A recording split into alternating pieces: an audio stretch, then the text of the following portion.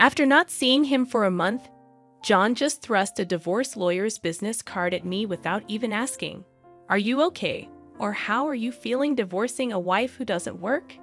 Pay me $1,000 a month as alimony. Sounds good. Take care."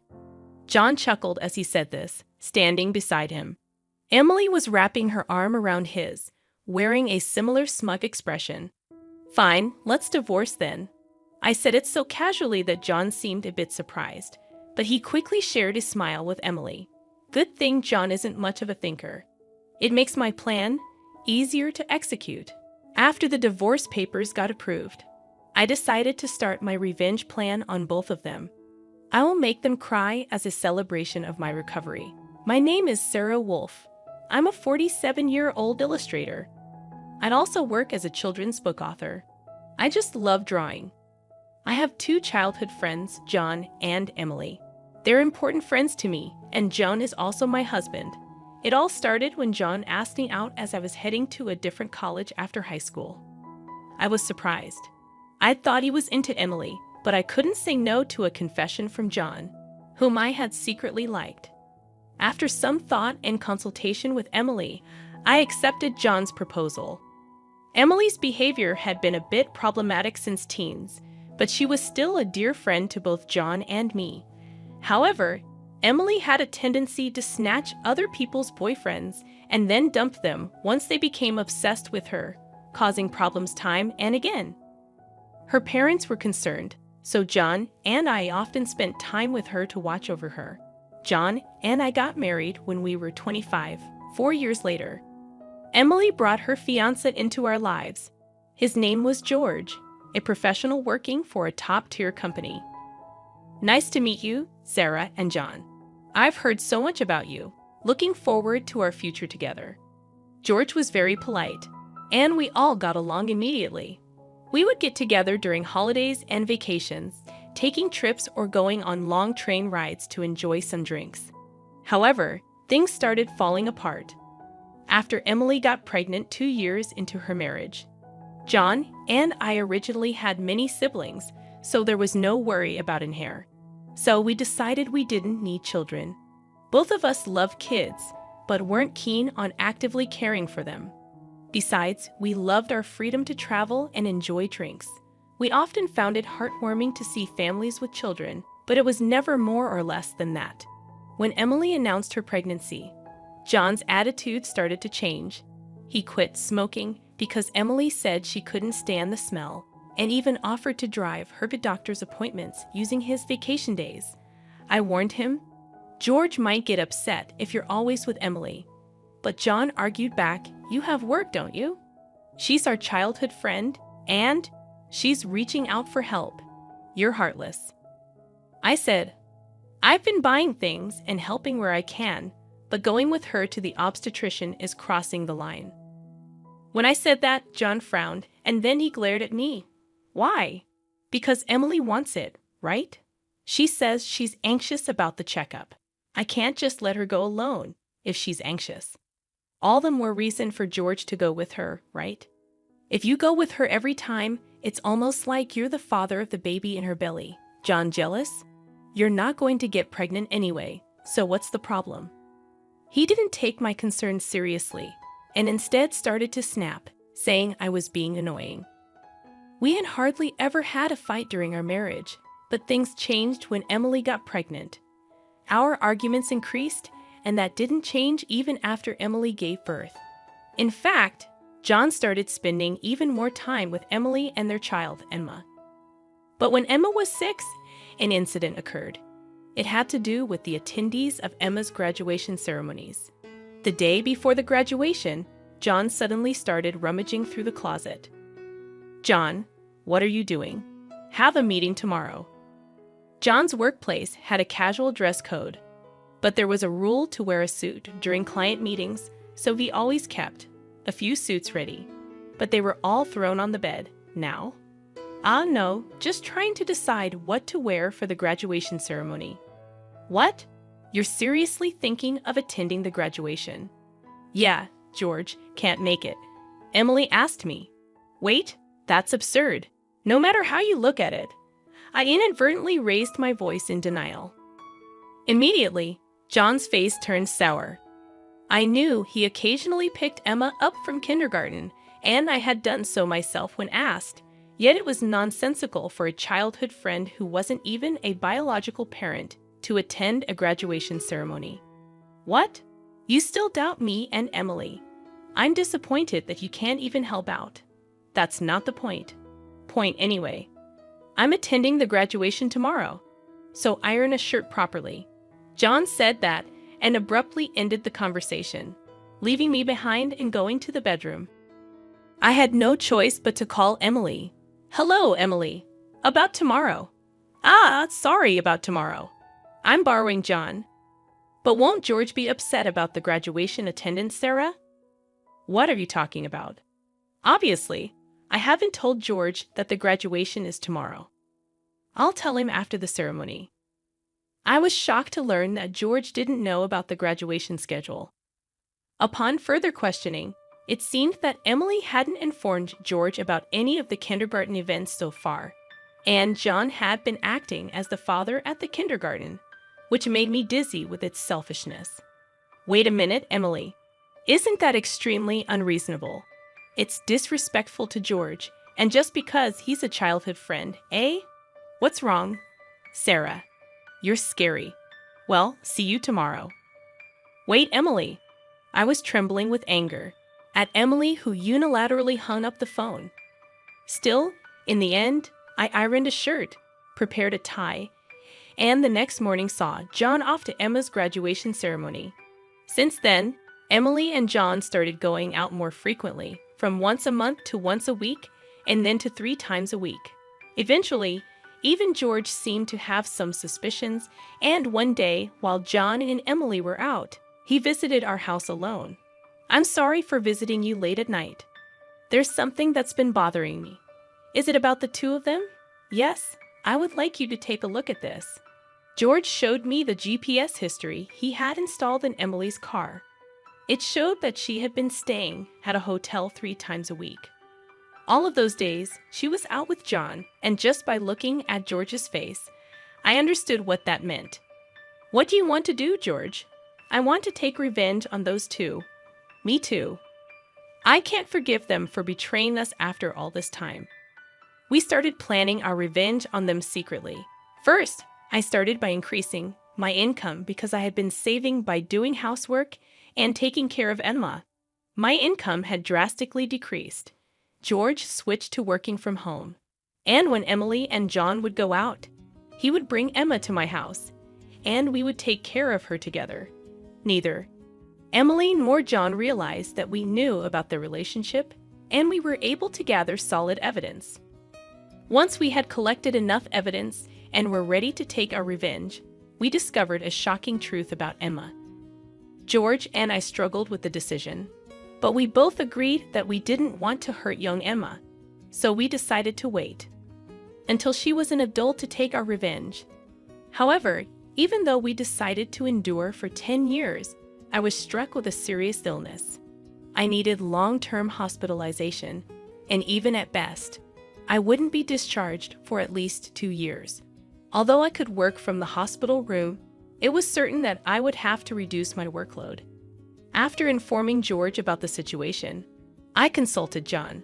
However, John's reaction was no different from when we were making small talk. I'll visit you once in a while. I felt that John no longer had any affection for me, as he didn't even ask about my condition or the name of the disease. In reality, John only visited once a month or once every 2 months, and after Emma's 15th birthday, she started acting strangely. Although she used to visit me almost every day right after I was hospitalized, she became distant after her 15th birthday.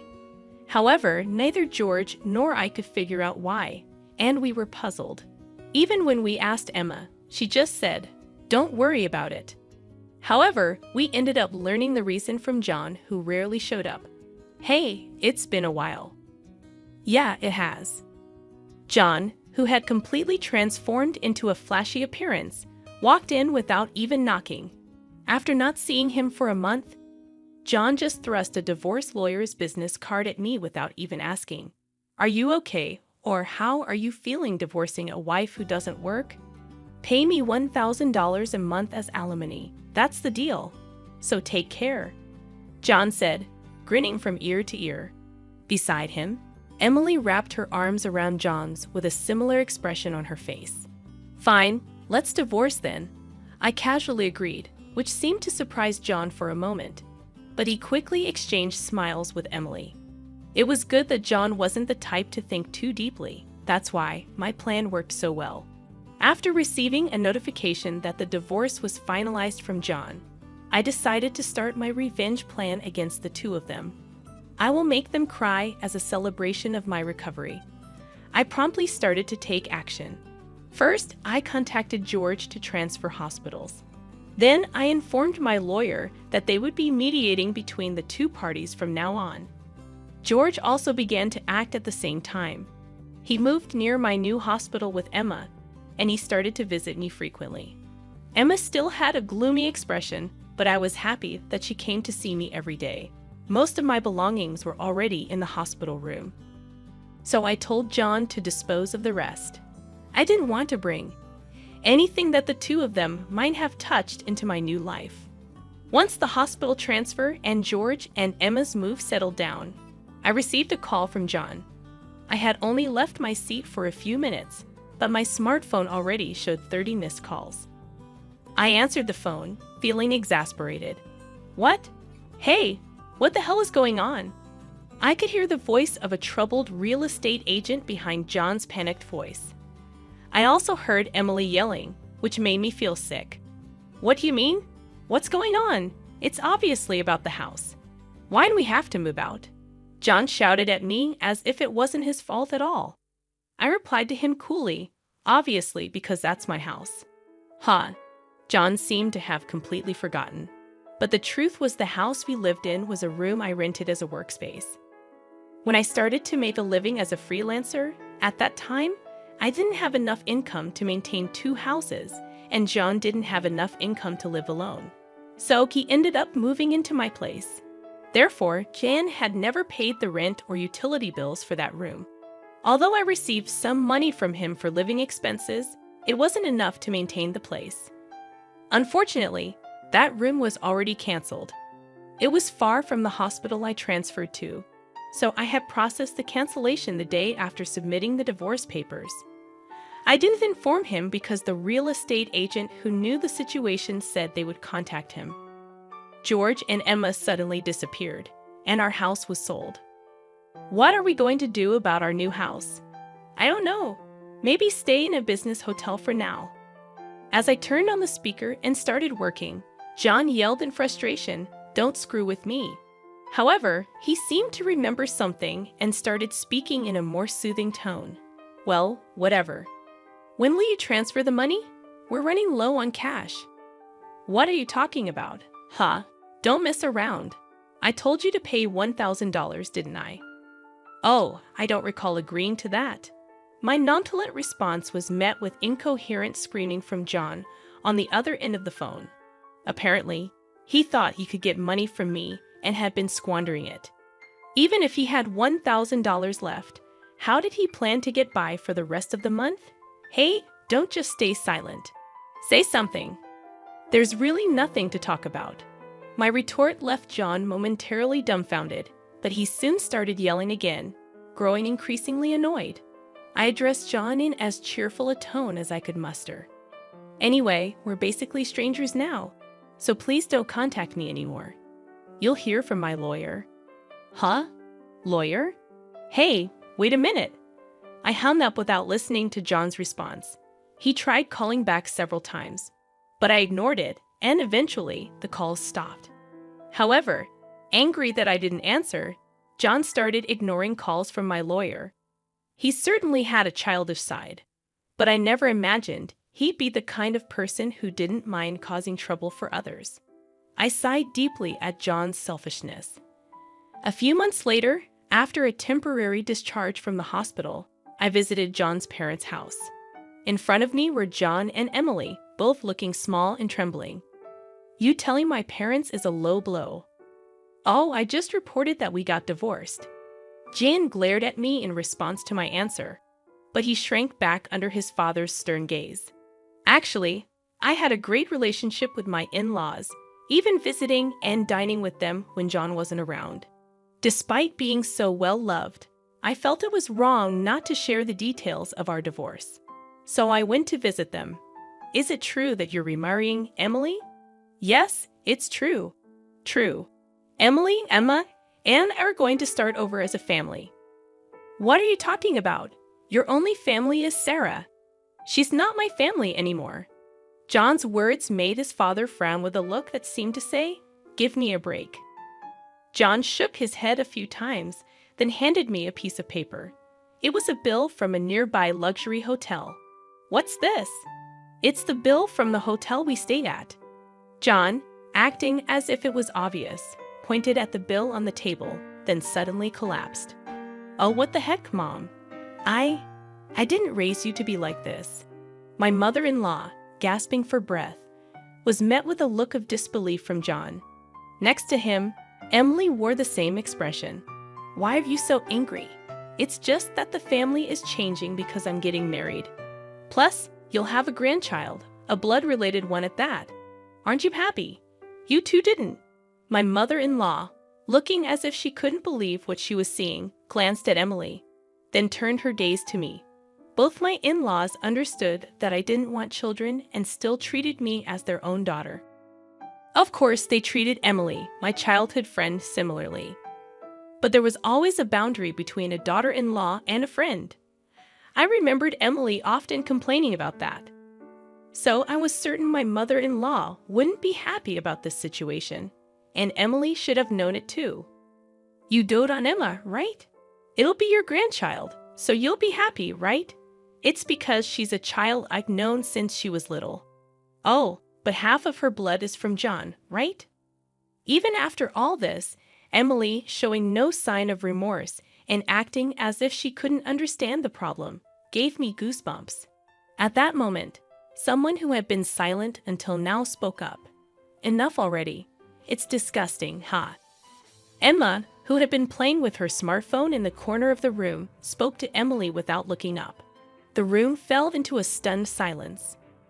My dad is the only one I consider my father, whether we're related by blood or not.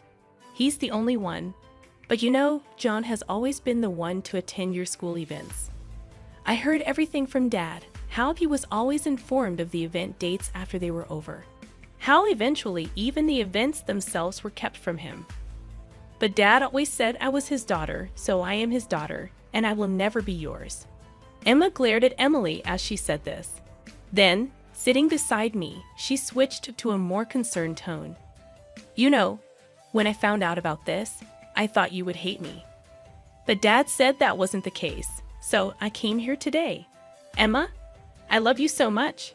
You were so kind to visit me every day while I was in the hospital. I was really happy, Sarah. Emma, perhaps relieved of her anxiety, teared up and hugged me tightly. It might indeed be a child resulting from an affair between John and Emily. Yet it's a child I've taken care of for 15 years. There's no way I don't have affection for her. Speaking of which, Emily, weren't you curious why I wasn't surprised when I found out Emma is John's daughter? Ah, Emily looked startled. Before she could speak, a new person entered the room. We knew from the start, 10 years ago actually. George suddenly appeared. Understandably so, as she had recently unilaterally demanded a divorce, citing irreconcilable differences. I was shocked when you mentioned divorce. Oh, and unfortunately, you're not divorced yet. The divorce papers are still here. Didn't you notice? What? I figured it wasn't in Emily and John's nature to confirm things. But I couldn't help but be stunned that Emily, despite the 100-day waiting period for women to remarry, hadn't noticed for months. So, Emily is still my wife, and Emma is still my daughter. Well, since there won't be a wife though. Wait, what do you mean? A 15-year-old can choose their parent. That's not true. Emma wants to be with Mom, right? Emily said that and looked at Emma. Emma frowned at Emily and held my hand. Emily was speechless at that and glared at me. Then John suddenly burst into laughter. So that's what it is. You two are together, huh? But too bad. Isn't it impossible to live on George's salary alone? Can you stop making weird assumptions? Also, it seems George earns double the amount you think. Emily knows about it, huh? It's probably a bluff. Lol. Besides, it's impossible for you to work while dealing with your illness. You'll just die miserably somewhere. This time, I laughed at John's huge misunderstanding. John, seeing me suddenly start laughing, was getting frustrated. You didn't know about my income, did you, huh? It's probably just a bit more than a part-time job. No, it's different. My annual income is $500,000, huh? John's eyes and mouth were wide open in shock. Emily was also stunned. In fact, over the past 10 years, I had become a popular children's book author, and my income had skyrocketed from essays, interviews, and the like. Moreover, a film adaptation is planned soon, so my income is skyrocketing. Liar. Oh, do you want to see this? I said that and showed Emily my bank account screen.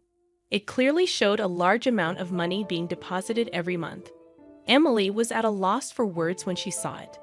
Sarah, let's make up, huh? What are you saying? Emily was furious at John's words.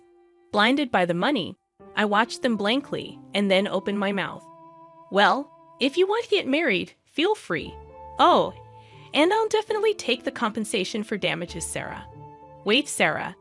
Ignoring John's words, I took Emma's hand, and after saying goodbye to my in-laws, I left their house. John originally worked at my father-in-law's company, but it was revealed that he was lying about going out for sales, and he was fired. My father-in-law planned to forcibly put him on a friend's fishing boat and work him to the bone. Working on a fishing boat was tough for an indoor-loving John, and he contacted me several times. But each time, I notified my father-in-law, and eventually, the calls stopped.